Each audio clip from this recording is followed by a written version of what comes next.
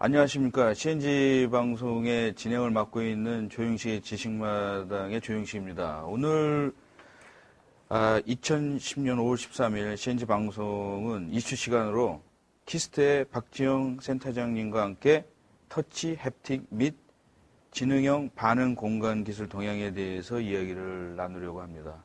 약간 좀 그 미래지향적인 이슈라서 기대가 되는데요.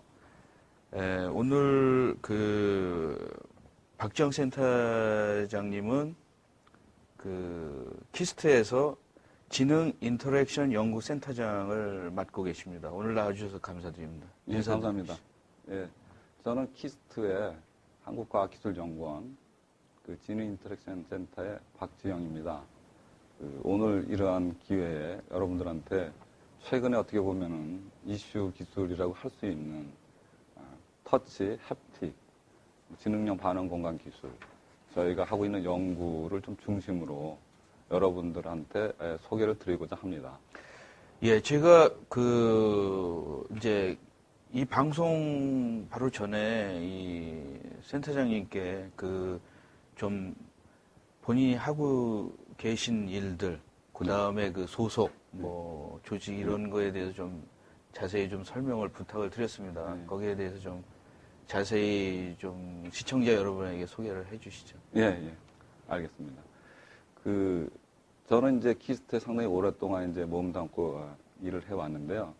최근에 제가 이제 쭉 일을 하면서 보니까 조금 혼란을 좀 준 부분이 사실 있어서 제가 제 소속의 한국과학기술연구원, 영어로는 Korea Institute of Science and Technology에서 키스트라고 얘기하는데 결론적으로 얘기하면은 카이스트하고 상당히 사람들이 좀 혼란을 좀 갖고 있는 것 같습니다. 그 이유가 연역적으로 이제 아마 자료를 보시면 알겠지만 연역적으로 살펴보시면은 저희가 1966년 2월에 처음 발족이 됐습니다. 그래서 지금으로 보면 한 44년 정도 지난 굉장히 오래된, 그리고 정부 출연 연구소로는 가장 맏형인 연구소입니다.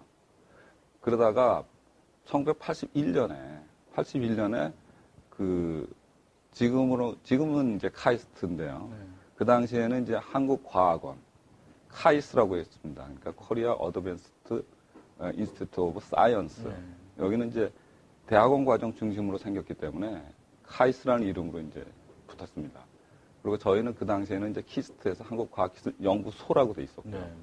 그래서 두 기관을 한쪽은 이제 학사 업무, 한쪽은 연구 업무. 그래서 두 기관이 합쳐지면 좀 더 시너지가 나는 좋은 기관으로 되겠다. 그래서 이제 그 당시에 합쳐졌습니다. 그래서 카이스라는 이름하고 키스트라는 이름이 합쳐지면서 카이스트라는 이름으로 사실 바뀌었습니다. 그러다가 한 8, 9년 오다가 89년도에 가서 카이스트라는 이름으로 이제 학부는 대전으로 이전을 하면서 카이스트라는 이름으로 그대로 유지하면서 갔고, 저희는 그때부터 다시 이제 원래 이름인 키스트로 이제 들어오게 됐습니다.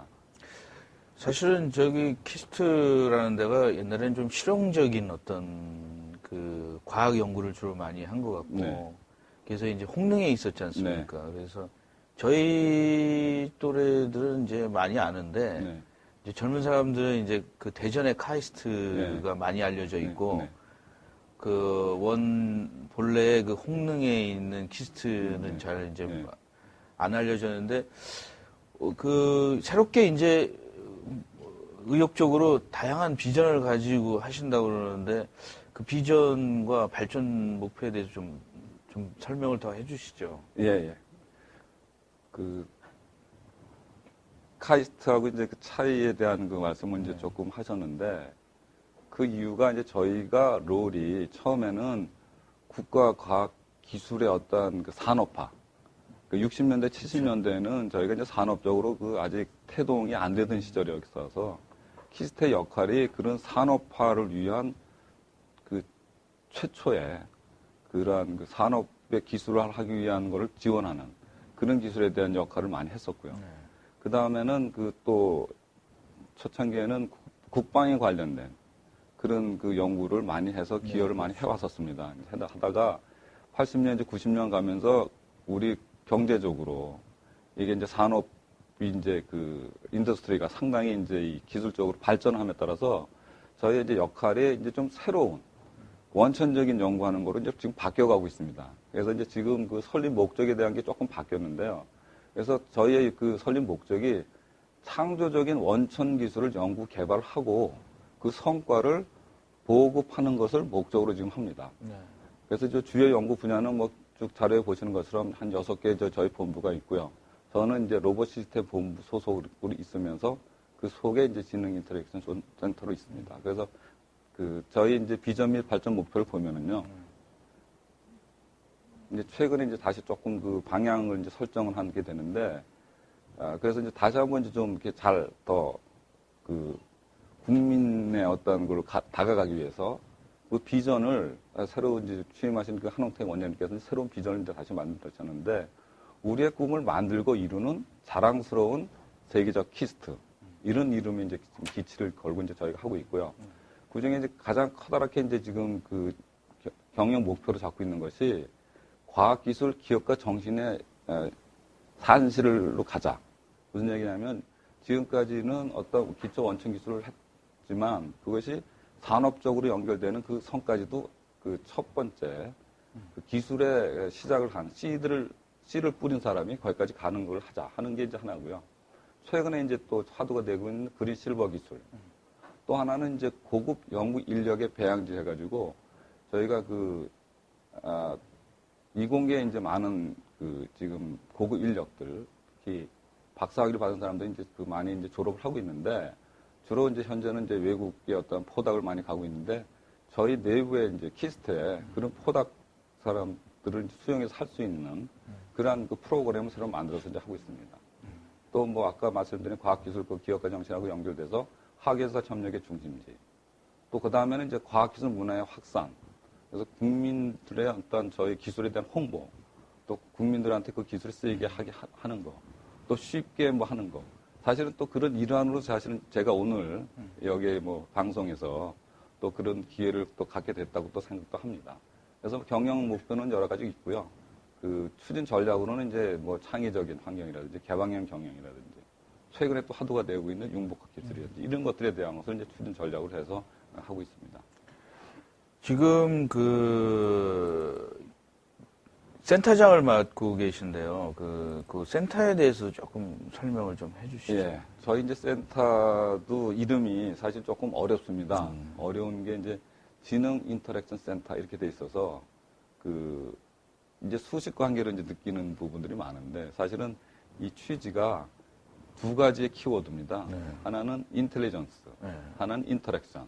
그래서 인텔리전스라는 거는 지능적인 어떤 그에 대한 연구를 하는데 지능에 대한 게 이제 최근에 어떤 그 정보 서비스를 할 때 사람들이 의식을 하지 않더라도 프로액티브하게 정보를 제공할 수 있는 정보 서비스 기술 뭐 이런 것들을 포함해가지고 인지 기술 이런 쪽을 하는 것이 연구의 한 축이고요.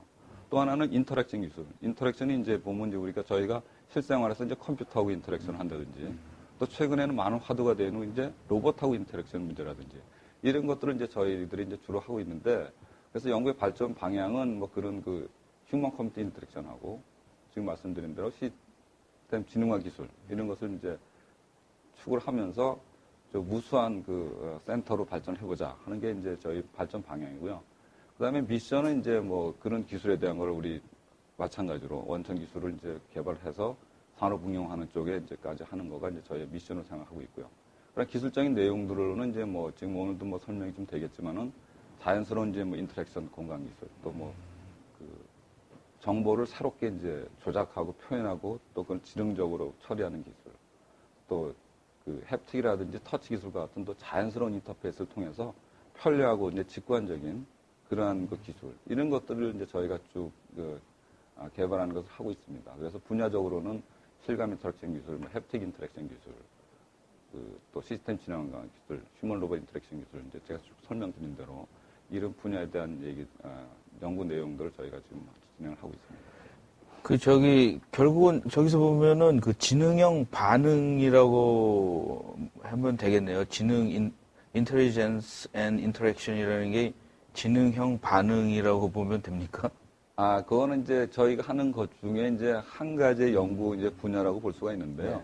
여기 이제 인텔리전트 앤드 리스폰시브 그 스페이스 하니까 공간의 어떤 그를 이제 저희가 실제 이제 생활 속에서 활용을 하는데 저희가 그 공간적인 거를 어떤 뭐 정보를 뭐 예를 들어서 어떤 주변의 벽을 정보 표현에 그걸 쓴다든지 할 때 간단한 이런 손동작 같은 걸 해가지고 이쪽 노트북 내지는 컴퓨터 상의 정보를 벽에다가 뭐 움직여서 본다든지 아니면 뭐 어떠한 손동작을 했을 때 그 주변에 이제 예를 들어서 뭐 기계가 막 꺼진다든지 켜진다든지 뭐 이런 등등에 대한 것들을 이제 포함하는 그러한 그 기술이 이제 증명 반응 공간 기술이 되겠습니다. 예. 오늘 그 말하는 것 중에서 좀 가장 좀 핵심적인 단어일 수도 있는데, HCI. 예. 거기에 대해서 도대체 좀, 저도 HC라는 거가 뭐 단어를 보면 네. 다 아는 단어인데, 정의가 잘 안 오는데 좀 설명 좀 지금 뭐 해주시죠. 영어로 이제 여러 가지 이제 좀 복잡하게 써 있긴 한데요. 네. 이제 쉽게 얘기하면은 H는 이제 휴먼이고요. 네. 그 다음에 C는 컴퓨터고, I는 처음에 이제 이 단어가 등장했을 때는 인터페이스라는 단어로 썼었어요. 인터페이스. 그러다가 이제 인터랙션의 말로 바뀌었는데, 네. 그게 이제 좀 인터랙션의 의미가 인터페이스를 포함하는 좀 더 큰 이제 그 내용을 하고 또 다양한 그런 방법들이 등장했기 때문에 인터랙션이 바뀌었고요. 네. 그 단어가 나와 있는 것처럼 그 사람하고 컴퓨터하고 어떠한 그 의사소통, 커뮤니케이션 하는 그런 관련된 기술이 이제 모든 게 되니까 저희가 예를 들어서 뭐 핸드폰 갖고 이제 핸드폰도 일종의 컴퓨터의 한 종류라고 볼 수가 있는데 그게 이제 사람하고 어떤 그 상호작용 할 때 여러 가지 서비스라든지 그 또 서비스를 하려고 하면은 뭐 그 기기를 다루고 하는 일들이 일어나지 않겠습니까? 네. 이제 그런 것들이 여기에 관련되겠고요. 그러다 보니까 사용자가 있게 되겠고, 컴퓨터가 있게 되겠고, 그 서로 이제 상호작용하는 방법이 있게 되겠는데, 그런 것들에 따라서 이제 이 기술에 대한 내용이 굉장히 다양하고 이제 많아지는 겁니다. 그러니까 그런 방법들이. 컴퓨터도 뭐 여러 가지 종류가 있겠고, 사람도 뭐 한 사람이 어떤 컴퓨터하고 쓸 수도 있겠고, 여러 사람이 쓸 수도 있겠고, 또 다음 순서적으로 또 뭐 쓸 수도 있겠고, 이런 것들에 의해서, 이 기술이 달라지겠습니다. 네. 한마디로 사람하고 컴퓨터라고 생각되는 그 하고에 서로 상호작용하는 데 관련된 그런 분야 기술을 HCI라고 이해를 하면 되겠습니다. 예. 뭐, 지금 그 시청자 여러분들이 뭐, 한 번 얘기했다고 해서 이렇게 뭐, 그 머릿속에 다가오지는 않을 겁니다. 근데 이제 지금부터 본격적으로 하나하나 그 어떤 공간 기술에 대해서 설명을 해 주실 건데, 네. 우선은 이제 TSI라는 부분서부터 설명을 해 주시죠. 그 TSI라고 이제 돼 있고, 이제 Tangible Space Initiative, 실감 공간 기술이라고 이제 우리말로는 번역을 했는데, 이 말을 먼저 이제 사실 시작하게 되니까 조금 듣는 분들이 네. 어려움을 느낄지 모르겠습니다. 네. 왜냐하면 이제 저희가 이제 Tangible Space라는 이 말에 대한 거는 저는 뭐 이렇게 만지는 거 아닙니까? 텐지블. 그렇죠. 텐지블이 만지는 거죠. 만지는 그래서 거니까. 이게 이제 시작은 네. 텐지블 인터페이스 해가지고 인터페이스에서 텐지블 인터페이스 네. 하는 그러한 거에서 시작이 됐습니다. 사실은. 그래서 이제 MIT 미디어 랩에 이시의 교수가 그런 생각을 처음 이제 시작을 했는데 저는 이 텐지블 하니까 만지는 거니까 실제로 이제 지금 여기 있는 것처럼 이게 종이컵을 이렇게 만져서 만지게 되면 만지는 걸로 해서 여기 내가 어떤 의도로 했다는 거에 대한 정보가 여기 등장을 보여진다든지. 이게 하는 게 이제 텐지블 인터페이스의 어떤 기본 개념이 있고요. 저희는 그거를 더 좀 확장을 해가지고 공간적으로 좀 어렵죠, 사실 어떻게 보면. 뭐 이게 실제 공간상에서는 이게 뭐 어떤 물체를 잡으면 이게 된다고 생각이 드는데 공간적으로 이게 어떻게 될 거냐 하는 생각을 하다 보니까 이제 텐지블 스페이스라는 그 이름을 붙였고 이니셔티브는 이제 우리가 좀 이니셔티브를 지고 해보자 하는 이런 거를 이제 프로그램을 지금 만들었는데 이게 결국은 저희가 벌써 10년 가까이 하고 있습니다. 2002년부터 이제 시작이 됐는데 하고 있어서 페이스 1, 2 뭐 이렇게 이제 돼 있는데 다음 그 슬라이드를 보시죠. 이 페이스 1, 페이스 2라는 것이 이제 발전 단계를 얘기하는 겁니까? 아니면 캐테고리를 얘기하는 겁니까? 캐테고리가 아니고 이제 시간적으로 예. 그러니까 한 뭐 3년 할 때 단계를 페이스 1, 뭐 예. 그다음에 페이스 2 이렇게 제가 뭐 편의적으로 그 구별한 거고요.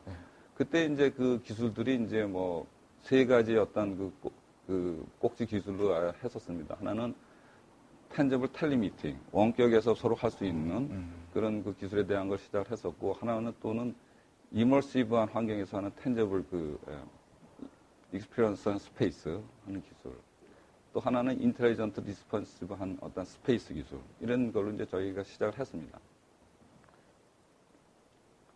그 다음에 이제 인터랙션인 게 잠깐 나오는데, 그 인터랙션이라는 게 결국 이제 어떤 그 사람하고 컴퓨터가 아까 설명드린 것처럼 커뮤니케이션인데, 여기다 보면은 그런 걸 하기 위해서는 입력 장치가 필요할 경우, 출력 장치가 필요하고, 그 다음에 이제 사람들이 거기서 입력 출력을 할 때 보일 수 있는 유저 인터페이스가 필요하겠고, 이렇게 구성이 되겠습니다.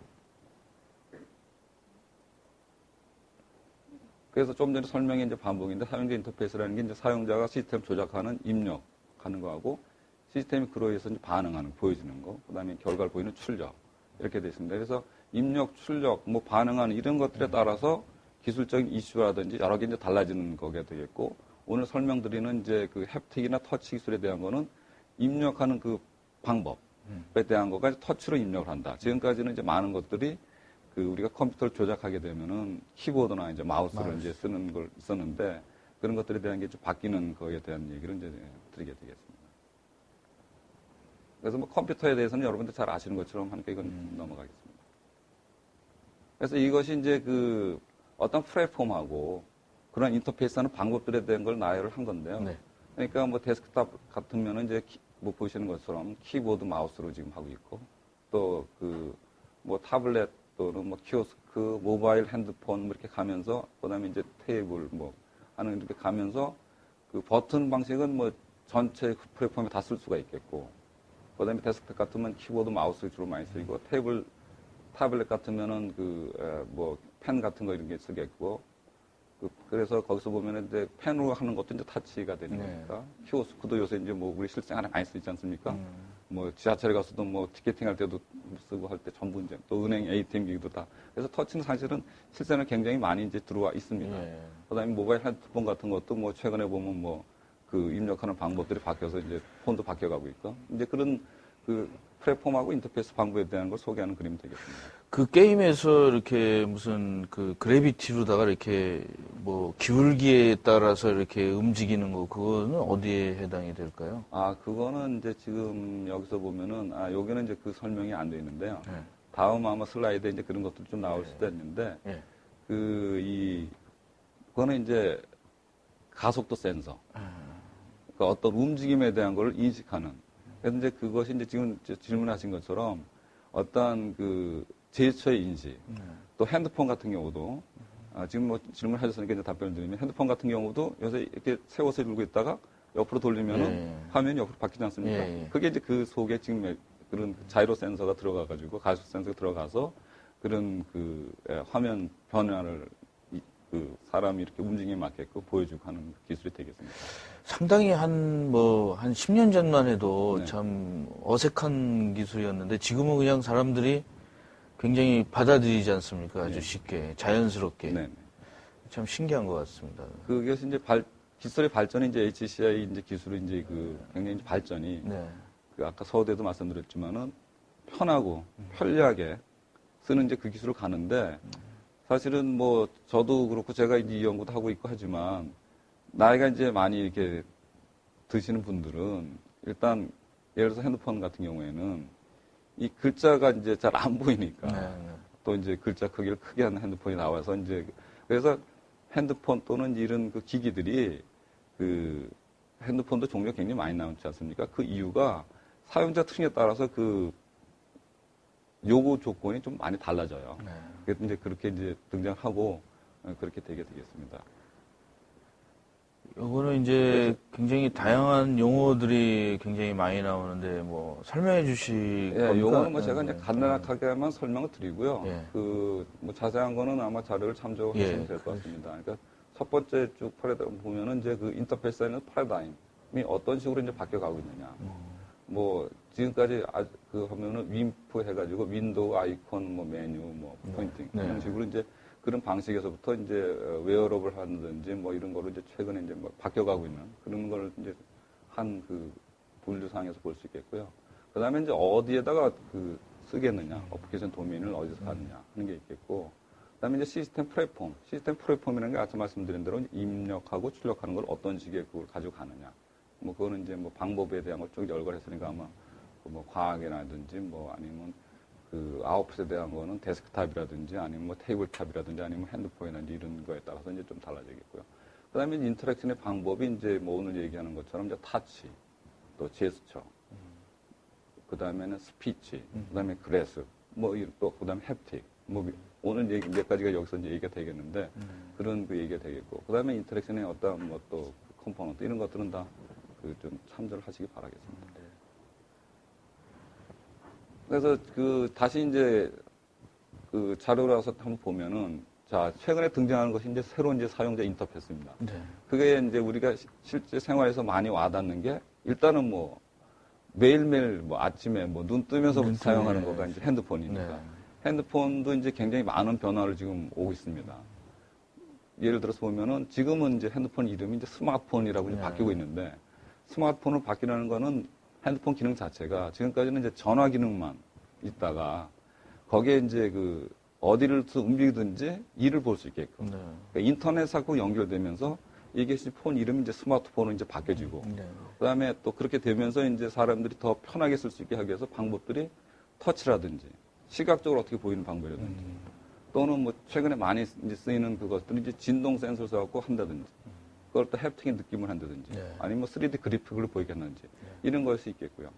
또는 이제 그 자동차 조금 뭐 최근에 보면은 이제 그 고급 자동차에는 상당히 이제 많이 이런 게 이제 쓰이고 있는데 그 뭐 내비게이션이라든지 인테리어 뭐 컨트롤이라든지 그렇게 되는데 그 뭐 그 선진 어떤 회사명을 뭐 제가 거론하기 뭐 하지만 그 회사의 자동차 하나 보면은 이런 햅틱 다이얼 지금 오른쪽 그 자료에서 보는 것처럼 이 다이얼식으로 해서 이제 아이드라이브라고 그게 처음 이제 소개돼갖고 이제 나왔고 그런 것들에 대한 거가 이제 자동차의 그 앞에 대시보드 앞에 이제 그 사람이 운전하면서 하는 그런 쪽 그 이 공간 거기에 오디오, 비디오 뭐 이런 것들에 대한 많은 것들이 좀 바뀌어가고 있습니다. 바뀌어가고 있는데 지금까지는 이게 이제 아날로그식으로 이제 표현했던 것이 디지털 방식으로 바뀌면서 그 바뀌는 어떤 그걸 보면은 상황에 운전하는 상황에 맞게끔 디스플레이가 이제 변해갑니다.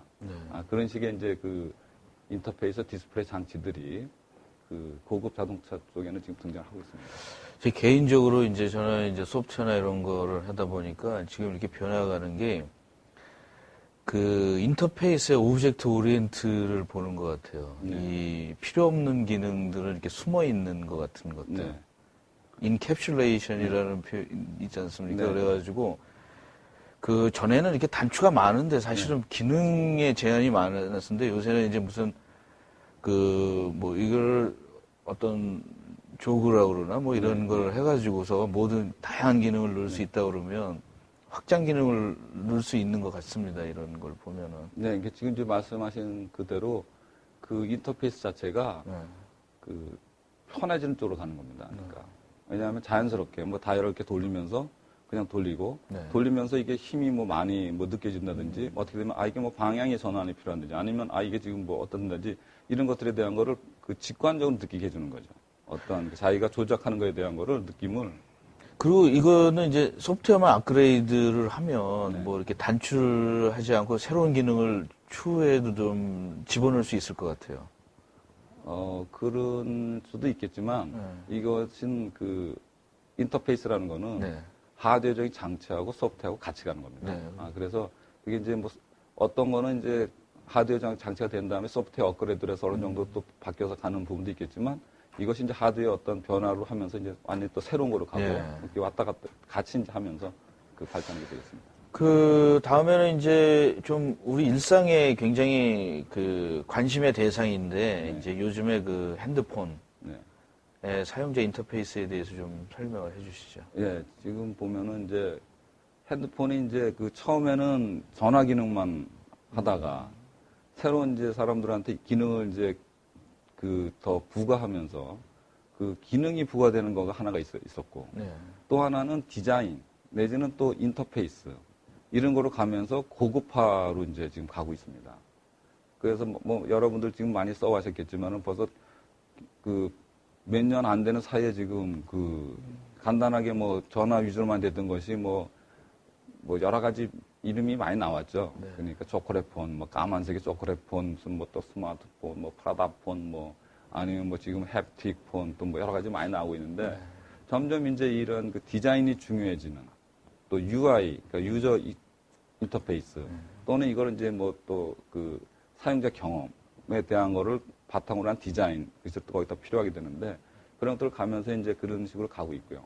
스마트폰에서는 좀 전에도 말씀드렸지만 이제 멀티타치, 타치로 해가지고 좀 그 타치도 그냥 타치만 아니고 이제 그 멀티타치라는 얘기는 이제 2포인트 이상에 대한 걸 인식을 함으로 해가지고 두 가지 이상의 동작을 했어야 되는 거를 한 동작으로 이제 두 가지 이상의 그 명령을 단축시켜서 할 수 있다든지 그래서 좀 더 편해질 수 있는 그런 것이 멀티타치 기술이 되겠고요. 근데 일반인들이 생각할 때 그 뭐 터치와 햅틱의 차이가 뭔지 잘 모르겠어요. 뭐 말을 많이 사용을 하는데. 네, 그 기본적으로 그 터치하고 햅틱은 네. 그 조금 이제 다른 얘기인데 터치라는 거는 그 어떤 이 제스처를 통해서 터치를 함으로 해가지고 내가 뭐를 사용자 내지 사람이 뭘 의도한다라는 거를 인식하는 방법이 이제 터치가 되겠고요. 물론 이제 터치에도 여러 가지 이제 그 인식하는 방법이 여러 가지 많이 있는데 그거는 뭐 나중에 다시 설명드리고 하고요. 그다음에 햅틱이라는 걸 기본적으로 햅틱 자체는 그 힘에 대한 것을 사람한테 다시 어느 정도의 힘을 내가 지금 그 조작할 때 느끼고 있다라는 거를 전달해주는 네. 그 장치가 햅틱이고 햅틱 기술입니다. 사실은 기본적으로는. 근데 이제 지금 핸드폰에서 이제 햅틱폰 뭐 이렇게 얘기되는 그거에서는 어떠한 거를 이제 그런 식으로 조금 이제 그 활용을 하고 있냐 하면은 그 지금 햅틱폰에는 진동 소자가 들어가 있습니다. 네. 여러분들 아마 이제 그 뭐 매일 쓰시니까 핸드폰 이렇게 들고 가서 보면은 핸드폰 자체가 더르륵 이제 움직이는 진동을 네. 느낄 수 있는데 그런 진동 소자를 이용을 해가지고 어떠한 그 힘이 느껴지는 거에 대한 그 효과를 내서 이제 하기 때문에 이제 그 한 회사에서는 그걸 햅틱폰이라는 이름 붙여서 이제 사람들한테 그 새로운 어떤 걸 다가오고 있습니다. 근데 그 전에는 진동이 진동이 많이 있었지 않습니까? 진동해주는 것. 최근입니까? 그 전에는 이제 진동은 그 소리가 나면 안 되니까 뭐가 왔다라는 거로만 알려주는 의미에서 진동만 있었고 지금은 진동에 대한 거를 소자를 예를 들어서 뭐 그 6개, 12개.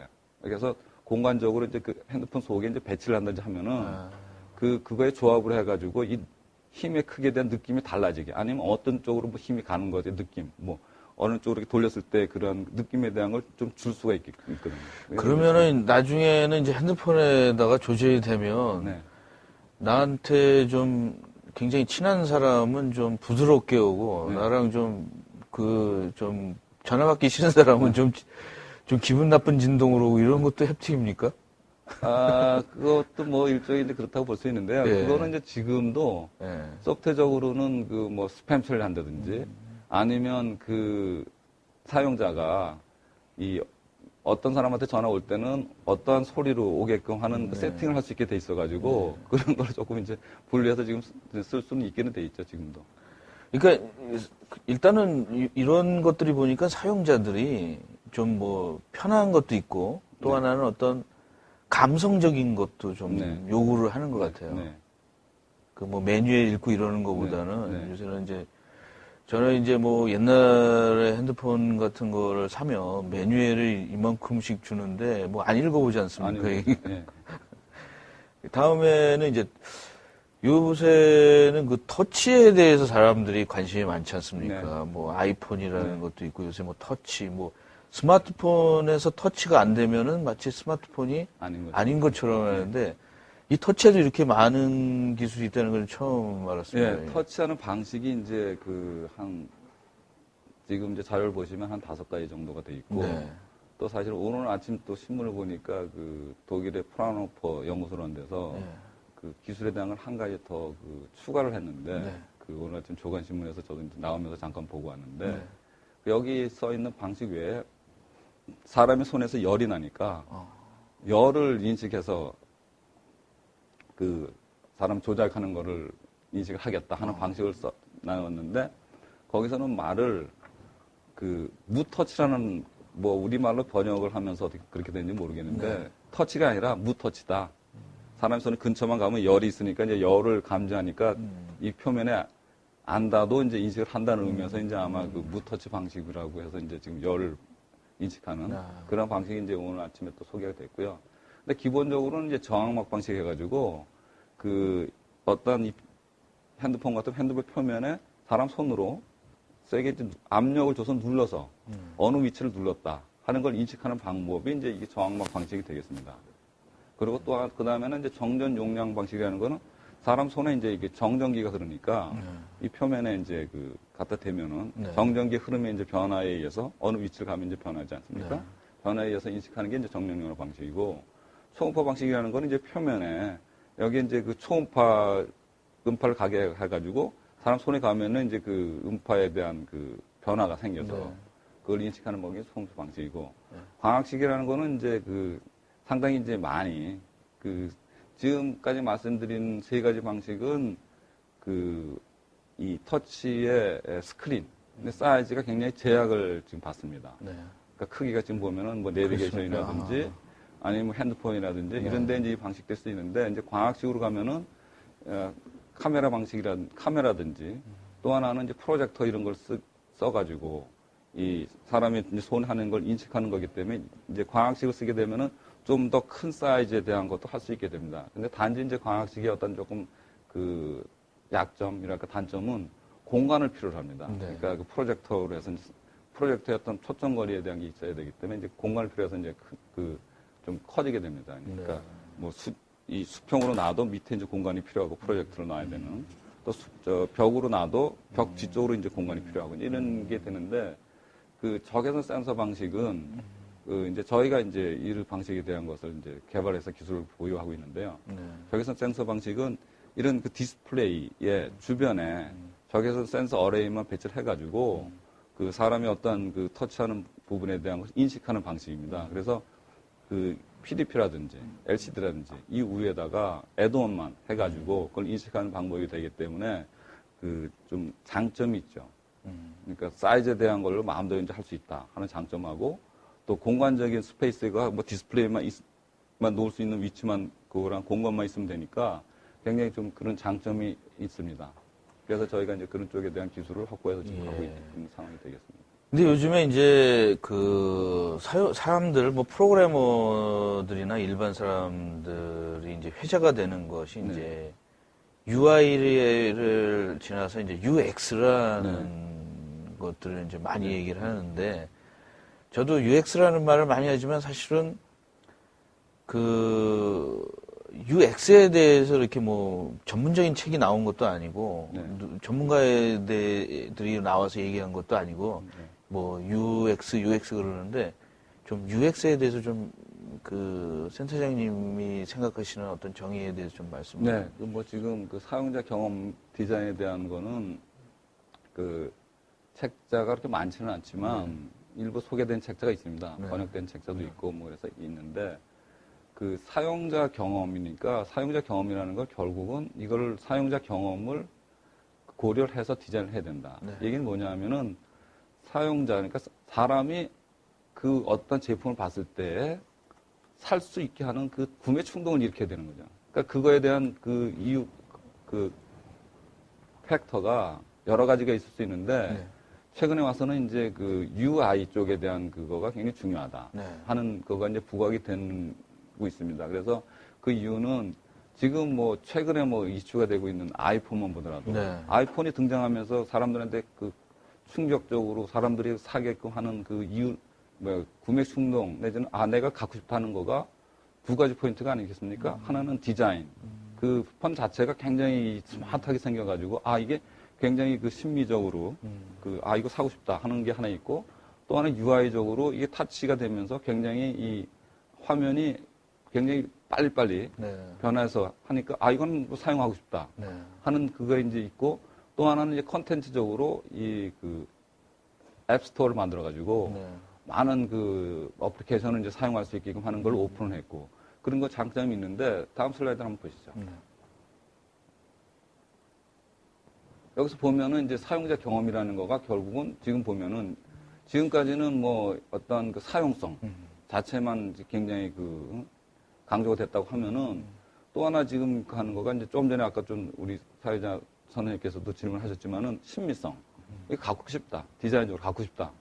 이게 상당히 그 중요한 팩터 아니겠습니까? 뭐 어떤 물건을 사든지 할 때. 이제 그러한 게 있겠고, 그 다음에 실용성. 이게 뭐 잘 써야 돼. 그 실용적으로 잘 쓸 수 있게끔 되겠고. 뭐냐면 지금 그 또 하나 이제 지금 아이폰이 굉장히 잘 이제 나가고 있긴 하지만 그 하나 이제 조금 그 사용하는 사람들이 불만적인 요소를 조금 등장하는 것 중에 하나는 어떤 게 있냐면은 그런 어플리케이션들이 이제 뭐 들어가서 이제 많은 걸 다 쓸 수 있음에도 불구하고 그 어플리케이션 어떤 것들은 가서 써보려고 하니까 돈은 내긴 내야 되는데 이게 이제 뭐 몇 가지 어플리케이션이 묶어져 있으면서 그 자기는 필요 없는 그 기능을 선택을 할 필요가 없는데 요 하나만 필요한데 네. 돈을 주고 이제 써야 되는데 돈을 주고 그 어플리케이션 쓰는 거에 비해서 이게 활용도가 실용적으로 조금 이게 부담스럽다. 이런 느낌이 조금은 지금 오는 것 같습니다, 사실은. 그래서 이제 그런 것들에 대한 게 앞으로 이제 더 발전해 가면서 어떤 또 이슈화가 더 될 것 같습니다. 근데 우리나라 사람들이 소프트웨어에 대해서 이제 그 전까지는 이제 돈 내고 쓰는 거에 대해서 네. 굉장히 저항감이 많은 것 같아요. 그러면서 이제 IT 강국이 될 수 없지 않습니까? 근데 이제 사실은 뭐 한 1,000원 정도인데도 네. 그 굉장히 그 유료라는 거에 대해서 저항감이 많은 것 같습니다. 근데 이제 그 면에 대해서는 이제 두 가지 관점을 있을 수 있습니다. 그러니까 하나는 지금 말씀하신 대로 소프트웨어는 돈을 주고 이제 해야 되는 그런 걸로 가야 되고 그래야 소프트웨어 그 강구, 소프트웨어 개발하는 것들에 대한 거가 더 활성화되고 그렇게 이제 되겠고요. 또 하나는 이게 또 그 부담스러울 정도로 좀 비싸면 왜냐하면 이제 앱스토어 같은데 그 어플리케이션이 굉장히 많지 않습니까? 그러니까 사람으로 하여금 많은 걸 선택할 수 있게 해놨기 때문에 이것저것 다 쓰고 싶은데 그거 다 쓰기에는 너무 이제 좀 부담이 좀 올 수 있고 하니까 이제 그게 이제 장점이면서 조금 이제 뭐 그런 트레이드 오프가 아마 있을 것 같습니다. 다음에는 이제 좀 새로운 이슈에 대해서 좀 말씀을 해주시죠. 예, 이거는 이제 저희가 이제 지능형 반응 공간 기술이라는 거를 하면서 생각했던 건데, 그러니까 새로운 이제 휴먼 컴퓨터 인터랙션 기술이 이슈가 된다. 그래서 이제 저희도 그 제스처가 뭐 공간적으로 필요한 이제 제스처를 써서 하는 그러한 기술에 대한 생각을 또 하게 됐는데, 그거하고 더 더불어서 이제 저희 또 하나 생각한 거는 사람하고 디지털 정보, 그리고 또 물리적 공간의 어떤 자연스러운 만남 또는 자연스러운 만남이라는 게 이제 쉽게 쓸 수 있는 공간화 되자 하는 그런 거 하나의 이슈를 저기서 생각을 해봤고요. 또 하나는 이제 그런 환경 속에서 새로운 형태의 이제 정보 표현하는 방식 또는 이제 자연스러운 어떤 인터랙션하는 방법. 그래서 이제 저희도 이제 거기에 터치에 대한 거를 생각을 했고 햅틱에 대한 기술에 대한 것도 관심 있게 이제 기술을 개발했습니다. 그래서 보면은 뭐 그런 예가 이제 오른쪽 그림에 쭉 이 슬라이드 볼 수가 있는데 제일 마지막에 이제 하단에 보면은 벽에 뭐 묘한 여러 가지 이제 정보 표현이 돼 있고 뭐 중간에 이제 뭐 홀로그램 비슷하게 이제 사람도 등장하고 있고 이런 것들을 이제 추구를 저희가 이제 한다라는 이게 뭐 비전을 보이는 그런 그림이 되겠습니다. 이 시간이 많이 흘러가지고 이제 좀 대표적인 거 몇 개를 이제 해야 될 것 같은데요. 네. 지능형 반응 공간이라는 거에 대해서 좀 아까 저기 좀 IRS 요거에 대해서 좀 설명을 좀 해주시죠. IRS라고 이름을 붙이는 거가 이제 뭐 Intelligent and Responsive Space가 되겠는데 저희가 이제 생활하고 있는 이 사무실 공간 또 회의도 많이 하고 하니까 첫 번째 이제 기술에 대한 생각을 하면서는 그런 회의를 많이 하는 공간에서 어떤 좀 우리가 좀 그 편리한 기술을 좀 개발할 수 있지 않겠느냐. 그런 기술이 필요하지 않겠느냐 생각해서 저희 시작을 해가지고 그러한 그 기술을 이제 개발을 시작한 게 지능형 반응 공간이라는 이름을 저희 붙인 그 시작이 되겠고요. 오른쪽 그 이제 이 슬라이드에서 보면은 그림에서 보는 것처럼 이 사람 손이 이제 보이는 그거는 이제 저희가 이제 개발한 이제 타치 기술이 되겠습니다. 그러니까 적외선 센서를 쓴 타치 기술이 되겠고 그 오른쪽에 있는 사람 손으로 이제 어디 이렇게 벽을 붙이는 거는 사람 손으로 이제 이 테이블 상의 정보를 선택을 하고 벽에 어느 뭐 벽이 한 3개, 4개 있을 수가 있는데 벽에 어느 쪽을 지칭해갖고 이렇게 그쪽으로 손을 제스처를 하게 되면 정보가 그쪽으로 이제 보여지는 거죠. 네. 그런 식으로 이제 보여지는 게 되겠고 저희가 이제 이게 저희 연구소 내에 데모 룸의 네. 그림입니다. 실제로 이런 형태로 지금 데모 룸이 저희가 설치가 되어 있습니다. 그 데모룸이라는 건 뭐 일반인들에게도 공개가 된 거? 예, 일반인에 공개되고요. 이 데모 룸이 저희가 이제 교육과학기술부, 지금은 이제 합쳐져서 교육과학기술부 이제 소관으로 되어 있는데 그러다 보니까 교육 쪽에서 특히 학생들, 초, 중, 고에 걸쳐서 학생들이 사실은 일주일에 한 번 이상 저희 방문을 합니다. 네. 그러니까 이게 이제 새로운 어떤 타치 기술이 되고 하니까 학생들이 굉장히 관심을 많이 있어가지고 완전히 방문할 때 그 코스입니다. 코스. 네. 그래서 지금 한 몇 년 동안 사이에 네. 사실은 학생들 숫자로 보면은 수천 명이 지금 사실은 이걸 다녀갔습니다. 근데 이거 보니까 무슨 SF 영화에 나오는 뭐 스타트rek에 나오는 이렇게 컨트롤룸 같은 느낌이 오는데 네. 거기서 좀 많이 예. 저희가 이제 사실 생각한 거는 예. 그런 쪽에 이제 컨트롤룸보다는 마이너리티 리포트라고 톰 크루즈가 나와서 이제 이 공간상에다가 뭐 정보를 조작하고 이렇게 하고 하는 그런 거에 대해서 이제 저희가 이제 사실은 첫 번째 생각을 해서 이제 그걸 했고 또 뭐 최근에 뭐 3D 영화로 된 아바타를 보면 아바타에도 이제 굉장히 이제 공간적으로 이제 그런 거 하는 기술들이 나오고 있습니다. 그래서 그런 기술들이 아마 앞으로 또 뭐 저희도 이제 그런 걸 좀 추구를 이제 하고 있습니다만은 그런 것들이 아마 저희 실생활 내지는 앞으로의 미래 생활에서 쓰여지지 않을까 그렇게 생각을 하고 있습니다. 그렇죠. 그러니까 뭐 회의할 때라든가 무슨 이런 어떤 작전회의 뭐 이런 데도 이런 것들을 사용을 할 수 있겠네요. 우선. 네, 그래서 사실은 그거가 미국에는 달파 그쪽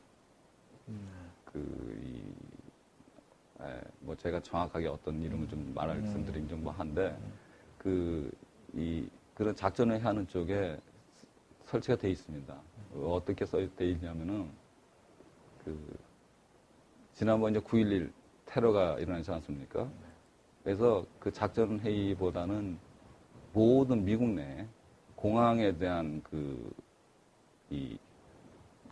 디스플레이가 되고 어떤 공항에 비행기를 찍으면 선택을 하면 그 비행기가 어디로 가고 하는 거에 대한 정보가 다 뜨게 돼 있습니다. 그래서 그게 이제 그런 장치적인 거로 굉장히 많은 정보에 대한 것을 할 수 있고 뭐 이렇게 멀리서도 할 수 있으니까 그게 설치가 돼 있습니다. 그래서 사실은 우리나라에서도 뭐 이런 거의 가능성이 있다고 봅니다. 이제 요즘에 이제 저도 어떤 뉴스를 하다 보면은 이제 자동차에서 이런 것들을 이제 사용자 인터페이스, 스마트폰 다음에는 이제 미국 같은 데서는 거의 생활을 자동차 안에서 하지 않습니까? 그래서 이런 거가 굉장히 많이 자동차가 이제는 뭐 모양이나 뭐 성능도 중요하지만 그 안에서 조작이나 이런 인터페이스도 이슈가 될 것 같은데 여기 이런 다이얼이나 이런 거에 대해서 조금 설명을 좀. 이 그림은 이제 뭐 지금 이제 우리 말씀을 하신 것처럼 그런 부분에 대한 걸 조금 더 설명을 드리려고 이제 일부 이제 자료는 제가 만들어 봤습니다. 최근에 보면은 자동차가 이미 아까 제가 서두에도 설명을 드린 것처럼 HMI 기술, 그러니까 휴먼 머신 인터페이스 또는 인터랙션 기술을 해가지고 자동차 운전자 앞에 디스플레이에 대한 정보에 대한 거를 디지털식으로 다 바꾸자. 그 다음에 또 조작하는 거를 그 운전 중이니까 굉장히 이제 앞에만 주의를 하면서 조작을 할 수 있고, 좀 더 조작도 좀 더 쉽고, 이런 쪽으로 이제 바뀌어가는 그 추세에 있습니다. 네. 그래서 아까 설명드린 것처럼 아이드라이브 해가지고 어떤 그 컨트롤에 대한 걸 한 곳에 모아서 이제 이렇게 하는 것도 있는데, 그것도 이제 사실 조금 그러한 인터페이스 내지는 UI를 할 때는 이게 문화적인 거하고 굉장히 연결이 있기 때문에 조금씩 다릅니다, 사실은.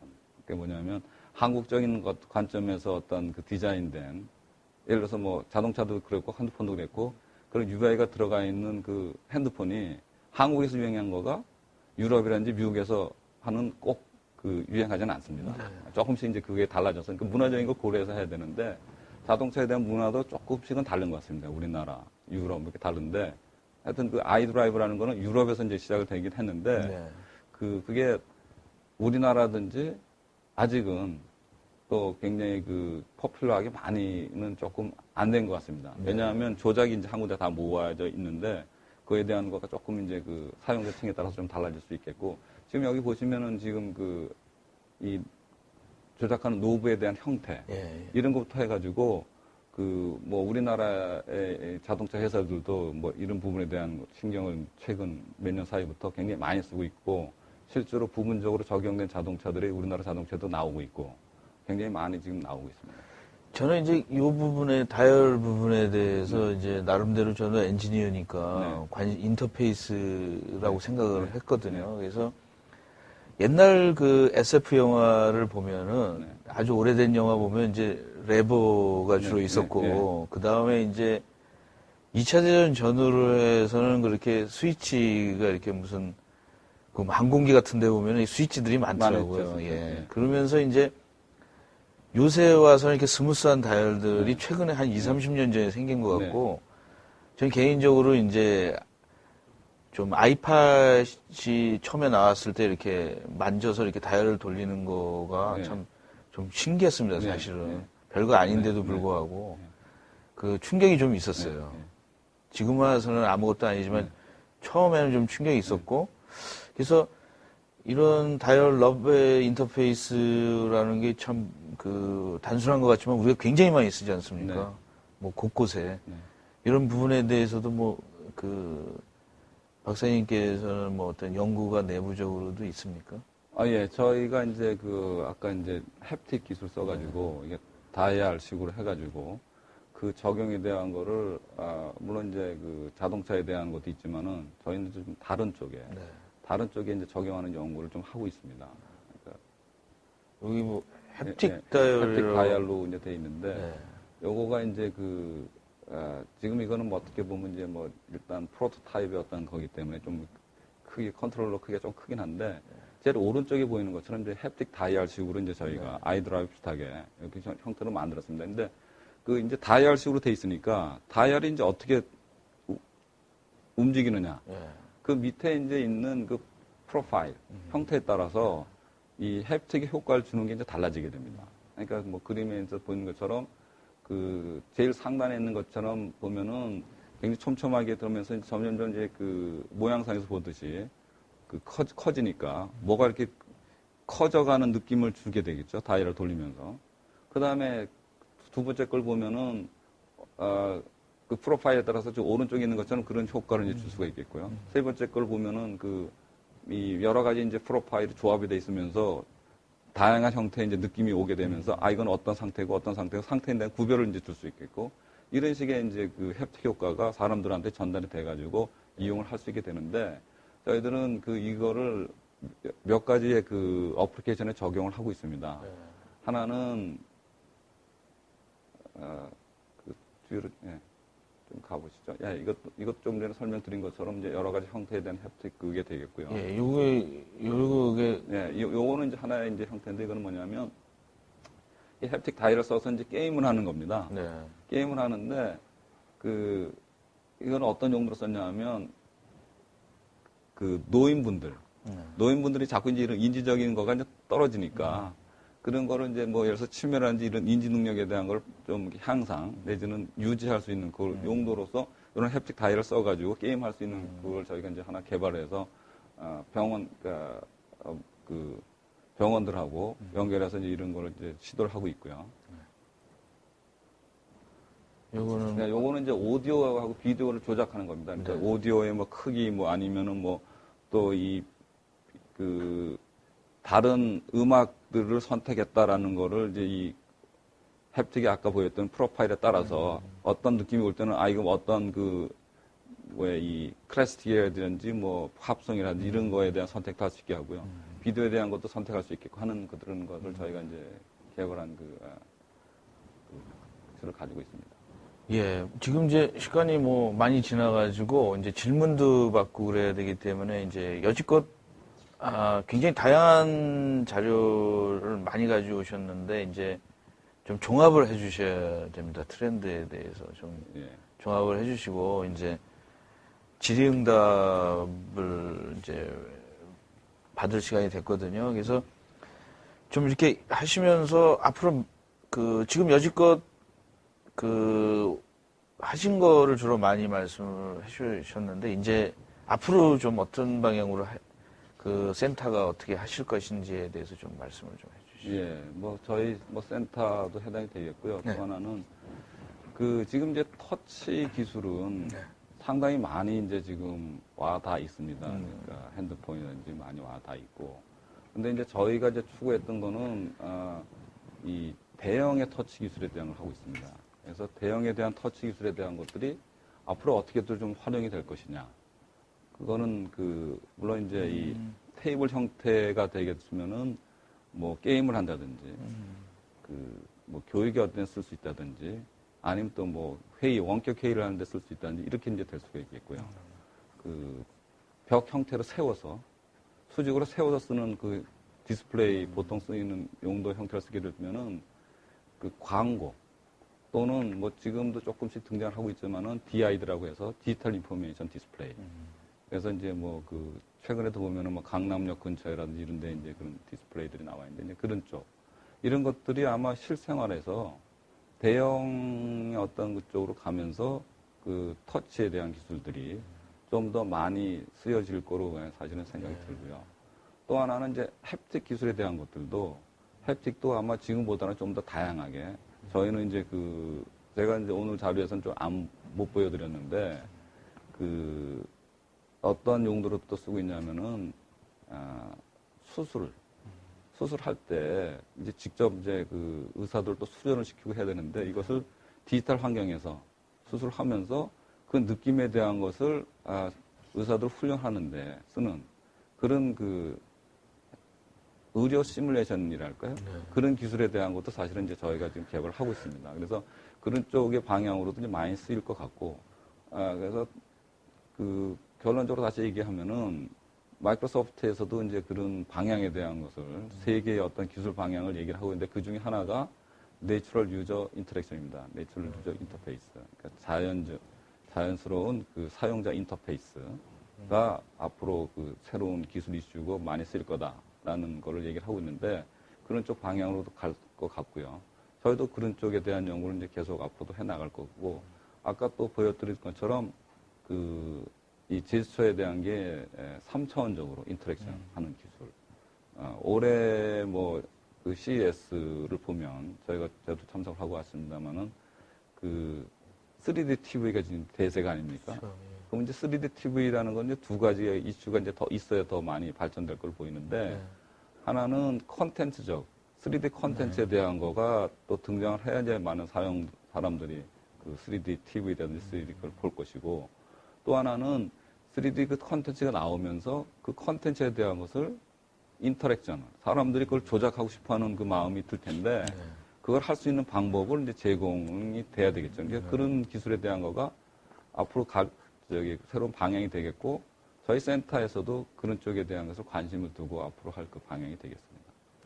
네, 사실은 오늘 굉장히 짧은 시간에 요새 이제 회자가 되는 여러 가지들이 있었어요. 근데 이제 저도 이쪽 방향에 나름대로 다른 사람처럼 관심이 많아가지고 UX, 그 다음에 터치, 햅틱 이런 거에 대해서 좀 여러 가지 생각을 했었는데 그 좀 단편적인 지식들이 많거든요, 일반인들이. 네. 그래서 오늘 이런 기회에 그 센터장님께서 좀 정통적인 지식을 좀 설명을 해주신 것 같아요. 상당히 좀 복잡하더라고요, 우리가 생각한 것보다. 네.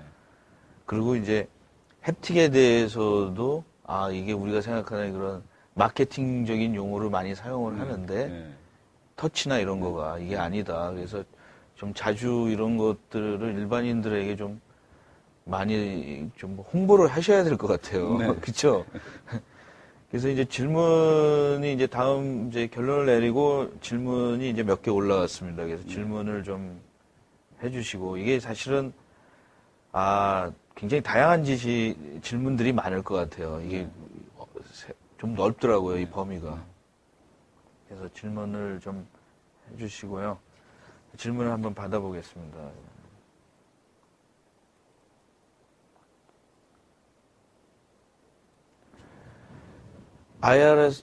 김백준님께서 이런 질문을 하셨어요. IRS 환경을 적용하고 사용하는 회사가 있는지요? 혹은 앞으로 향후 얼마 정도가 흐른 뒤에 보급될 거라고 보이시는지요? 라고 이런 질문을 해주셨어요.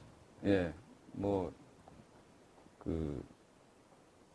저희가 이제 지금 IRS 환경이라는 거는 이제 회의를 이제 좀 대상으로 하는 건데, 회사는 지금 현재는 아직은 쓰고 있는 회사는 없습니다. 질문에 대해서 이제 정확히 말씀드리면 없는데 이제 그거를, 저희가 이제 적용을 할 회사를 찾고 있고, 또 제가 여기서 지금 오늘 좀 아직 구체적으로 확정이 안 됐기 때문에 말씀드리긴 좀 곤란한데, 적용의 대상을 굉장히 좋은 적용의 대상을 사실 찾고 있습니다. 찾고 있어서 아직은 적용에는 없지만은 아마 조만간 아마 2, 3년 내에는 아마 이런 환경적으로 쓰이고 또 IRS 환경으로 보인 전체적인 게 아니고 제 생각에는 이제 부분적으로 아까 거라고 생각을 하고 있습니다. 보니까 무슨 이런 디자이너나 디자인 계통도 괜찮을 것 같아요. 예, 사실은 지금 이런 환경을 활용해서 좀 했으면 좋겠다 하는 요청을 여러 군데서 사실은 많이 받고 있습니다. 그 이유가 저희가 올 1월에 CES라는 이 라스베가스에서 하는 전자 제품 쇼에 저희가 출품을 해서 데모해서 기술을 선보였거든요. 그래서 그 이후로 또 많이 알려져서 연락도 오고 또 실제로 이제 그런 응용에 대한 요청이 많이 오는데 지금은 이제 그런 것들 검토 중에 있습니다. 네. 이사원님께서는 햅틱 다이얼로 오디오, 비디오 조작이란 간단한 예를 들어주세요라고 얘기했는데 이제 이거를 조작을 해서 예를 들어서 좀 이해가 안 가신 것 같아요. 예를 들어서. 예. 제가 이제 설명을 조금 이렇게 시간이 바쁘게 좀 이렇게 가다 보니까 좀 그렇게 되는데, 오디오는 이제 오디오에 어떤 이 소리 크기가 햅틱에 조작하고 이제 같이 오고 하는 이런 느낌에 대한 걸 햅틱에서 이제 같이 느꼈다 하는 것도 있고요. 비디오에 대한 거는 뭐라 그럴까, 이 선택하는 종류별에 대한 선택을 어떤 비디오, 이런 거에 따라서 선택하는 것도 있겠고, 이거는 종류가 이제 여러 가지로 응용을 할 수가 있습니다. 오종태님께서는 이런 질문을 하셨어요. 현재 터치 기술이 대세지만 향후 음성 인식과 모션 센서 등 동작 감지 기술이 미래 기술이라고 생각합니다. 이에 대한 기술은 언제쯤 상용화될 것이라고 생각했는지요? 와 현재 기술 동향을 알고 싶습니다. 지금 제가 터치 기술에서 한 가지만 이렇게 얘기를 한 그런 걸 드렸는지 모르겠는데, 지금 질문하신 것처럼 모션 센싱 하는 그 기술은 사실은 핸드폰에서 그 같이 쓰이고 있거든요. 그 이걸 어떻게 그 핸드폰의 위치를 어떻게 하는가에 따라서 그게 쓰이고 있기 때문에 따로 가는 기술이 아니고요. 터치 기술 뭐 이런 게 같이 이제 가는 기술이고요. 또 그걸 뭐 상용화는 뭐 지금 뭐 이미 또 쓰이고 있다라고 얘기를 할 수 있고 또 하나의 질문은 뭐죠? 이거는 이제 지금, 강봉성님께서 네. 뭐 다 말씀을 잘 하셔가지고 제가 이제 활력 있게 안 한다고 질문하셨는데 그 어떤 오늘 그 주제가 사실은 저는 초보자이지 않았습니까? 그래서 제가 이제 좀 말씀을 많이 해드리려고 네. 자료도 굉장히 많아가지고 그래서 이제 뭐 이거는 뭐 토론회 시간이 아니라 제가 질문을 하고 네. 저는 이제 쉽게 질문을 하시는데 이분은 이제 처음 오셔가지고 그런지 네. 제가 이제 막 이렇게 패널처럼 뭐 이렇게 예. 그런 거는 아니거든요. 네. 그래서 예, 제가 조금 전에 그 답변에서 하나는 이제 네. 음성 인식에 대한 얘기 있었는데요. 네. 그 음성 인식 기술도 굉장히 이 NUI 그 내추럴한 그 유저 인터페이스에서 굉장히 중요한 기술 중에 하나입니다. 왜냐하면 이제 저희가 사람들이 뭐 그런 의사소통의 방법을 쓰는 것이 제수적으로 이제 음성이고 지금 뭐 사장님하고 제가 하는 것도 지금 말로 이제 서로 네. 얘기하고 있는데 네. 굉장히 중요한 기술이고 뭐 써야 될 기술이고 생각을 하는데 그 음성 기술이 좀 어려움이 어디에 있냐면은 일반적으로 이러한 그 개발 환경 내에서는 그 작동을 잘 합니다.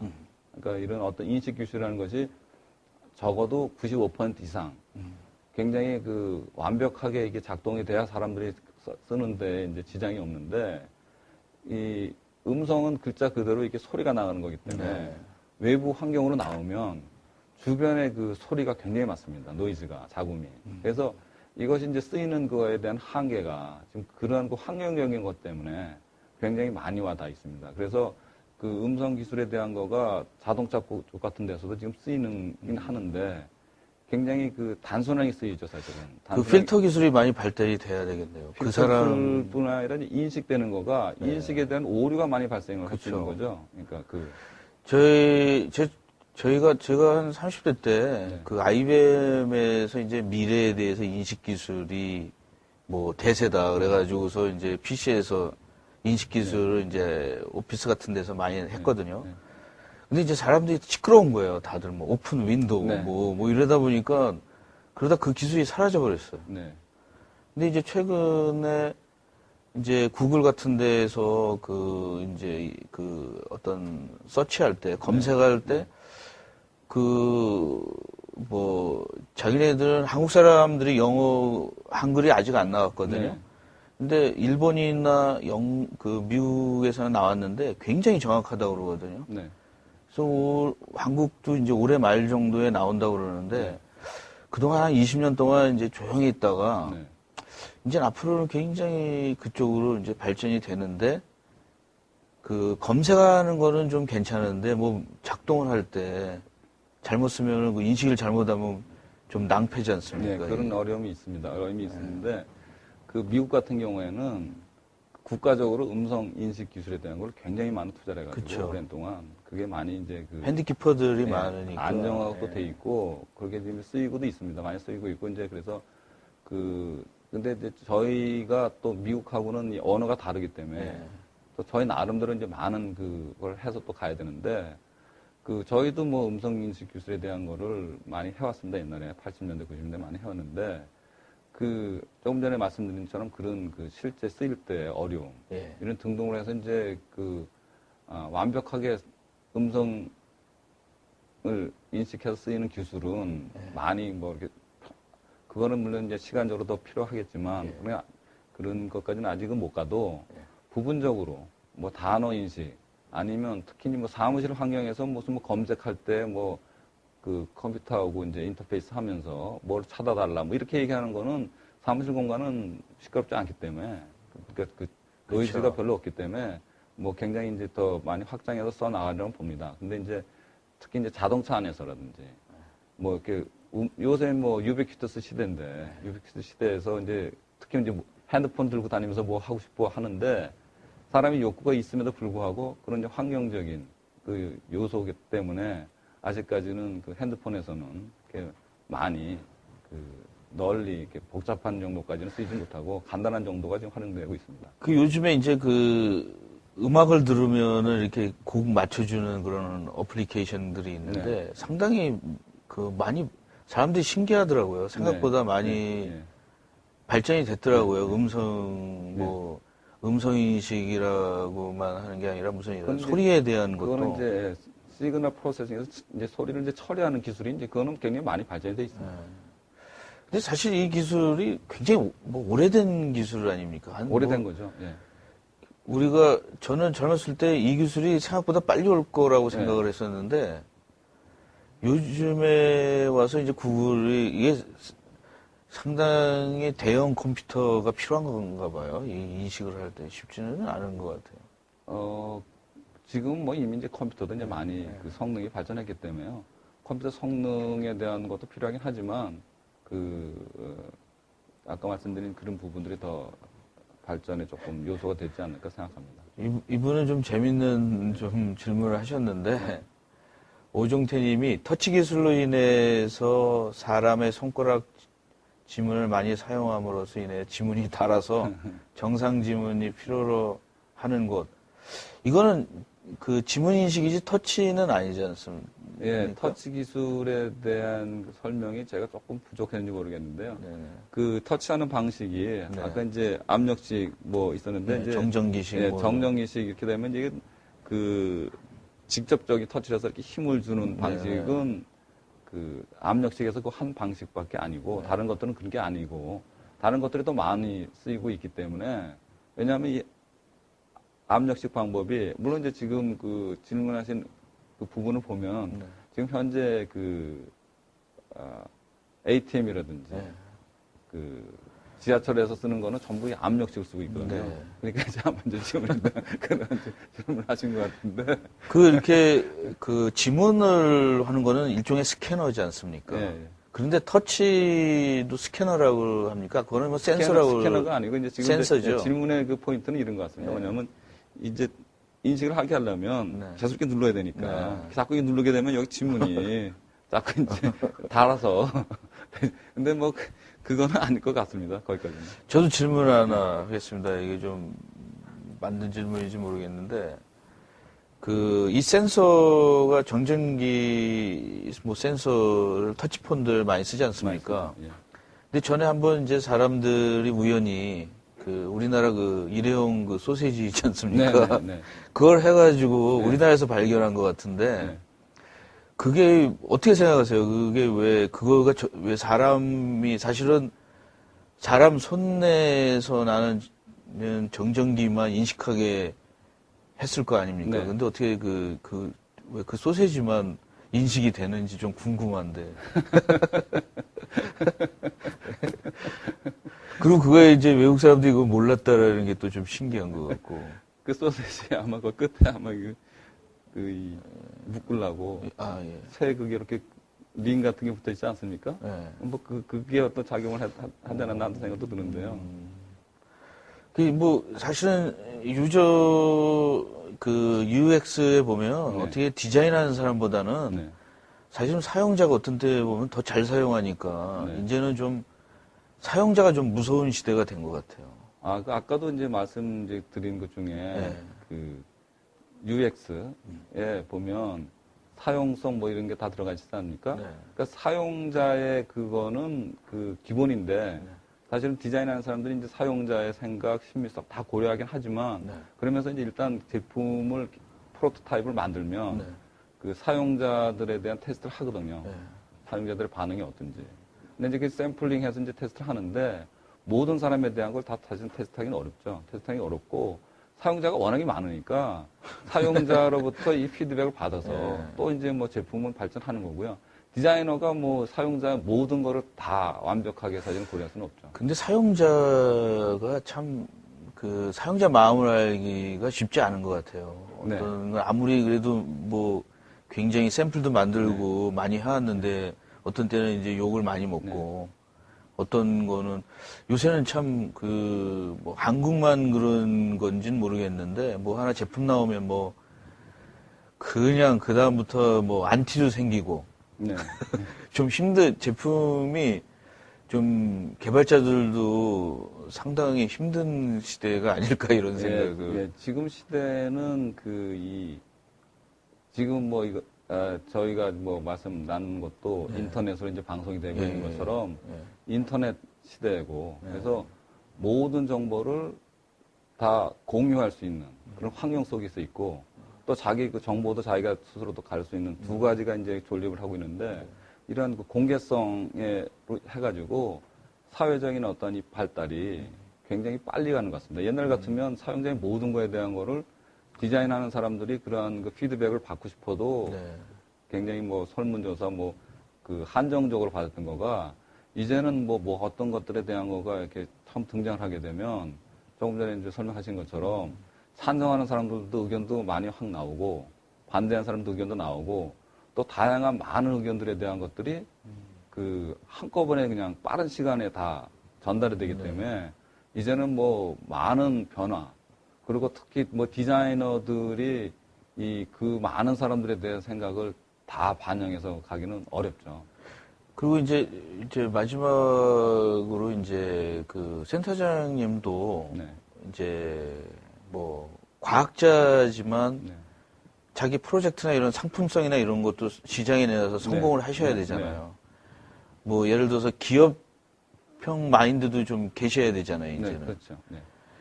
근데 이제 요즘에 어떤 아까 이거 말씀의 연장인데 이제는 이제 집단지성이라는 것들이 많이 도입이 되지 않습니까? 어떤 전문가들이 일단 만들어 놓고 나서 공격도 많이 당하고 그래서 이제 센터장님으로서 이런 어떤 외부의 어떤 전문가나 사용자나 이런 사람들과 진짜 인터랙트하고 소셜로다가 이렇게 커넥션을 하고 이러는 쪽에 어떤 생각은 있으신지 한번. 예, 그런 생각을 갖고 있습니다. 갖고 있고, 그렇게 하려면 이제 아까 실제 어디 잘 쓰이고 있냐라는, 얘가 뭐뭐 있냐라는 질문이 아까 또 있었는데, 제가 이제 그런 실제로 쓰여지는 거로 가면서, 지금 말씀하신 그런 거는 지금 뭐, 당연히 그런 거를 할 생각을 하고 있고, 왜냐하면 저희가 이 사용자, 유저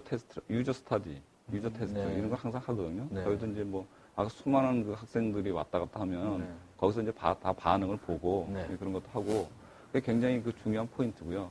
또 하나는 지금 뭐, 최근에 뭐 트위터 뭐 또 이렇게 등장을 해서. 커뮤니티도 만드셔야 될 것 같고요. 그리고 또 저희 내부에서도 그런 집단 지성에 대한 거가 어떻게 잘 활용될 수 있는 그런 환경적인 요소를 또 제공하겠느냐.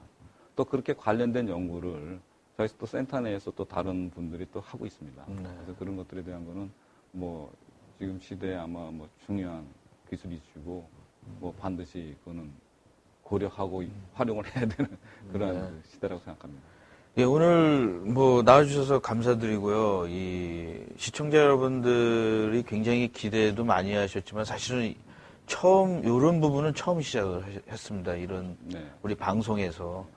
그래서 이제 다음번에는 조금 더 토픽을 좀 스코프를 갖다가 이렇게 좀 포커스를 맞춰가지고 한 번 더 모시고 하면은 더 좋지 않을까 제 개인적으로 좀 생각을 합니다. 오늘 나와주셔서 굉장히 감사드립니다. 네.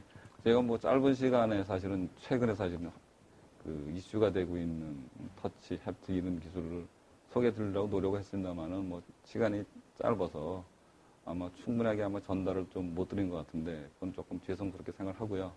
하여튼 이런 기회에 여러분들하고 만나 뵙게 해서 감사드리겠습니다. 예, 감사합니다. 예.